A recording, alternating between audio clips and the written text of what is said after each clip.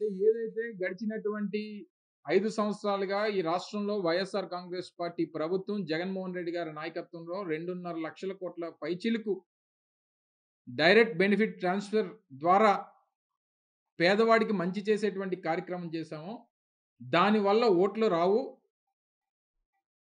దానివల్ల ఈ ప్రభుత్వం లేదా వైఎస్ఆర్ కాంగ్రెస్ పార్టీ గెలవడం కష్టం అనేటువంటి మాట మాట్లాడారు. మరి ఇదే నిజమై ఉంటే, మరి ఆయనెందుకు చంద్రబాబు నాయుడు గారికి మెడ్సీ ఐవీఎఫ్ ఉచిత సంతాన సాఫల్య చికిత్స శిబిరం మార్చి 1 నుండి 31 వరకు సూపర్ 6 అనేటువంటి పథకాల్ని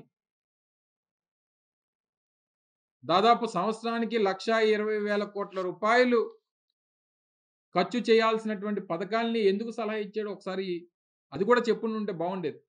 ఏదో చంద్రబాబు నాయుడు గారు గెలుస్తాడనేటువంటి నమ్మకం ఆయనకు ఉండుంటే మరి పవన్ కళ్యాణ్‌తోనో లేకపోతే భారతీయ జనతా పార్టీతోనో పొత్తులు పెట్టుకోమని చెప్పి ఎందుకు సలహా ఇచ్చాడో కూడా అది కూడా సెలవిచ్చుంటే బాగుండేది. గడిచినటువంటి 5 సంవత్సరాలుగా ఒక పక్క వ్యవసాయం, ఒక పక్క పారిశ్రామిక రంగం, ఒక పక్క సర్వీస్ సెక్టరు, ఒక పక్క సంక్షేమం, ఇవన్నీ కూడా గడిచినటువంటి 5 సంవత్సరాల్లో ఈ రాష్ట్రంలో ముందుకు తీసుకెళ్తున్నటువంటి ప్రభుత్వం జగన్మోహన్ రెడ్డి గారి ప్రభుత్వం. మరి ఇన్ని చేస్తున్నటువంటి ప్రభుత్వమే గెలవదు అనేటువంటి మాట ఈ మాయిల్ ఫకీర్ చెప్పుండుంటే, మరి గతంలో సంక్షేమం లేదు, అభివృద్ధి లేదు. మరి ఆయన గెలుస్తాడన్నటువంటి మాట ఎలా చెప్తున్నాడు ఈయన? సో ఇవన్నీ కూడా ప్రజలు ఆలోచిస్తారు, ప్రజలు గమనిస్తున్నారనేటువంటి విషయాన్ని మర్చిపోయి, మనందరికీ తెలుసు, రాష్ట్ర ప్రజలందరూ కూడా చూశారు. నెల రోజుల క్రితం ఆయన వచ్చి చంద్రబాబు నాయుడు గారిని బహిరంగంగా కలిసినటువంటి సందర్భాన్ని చూసాం.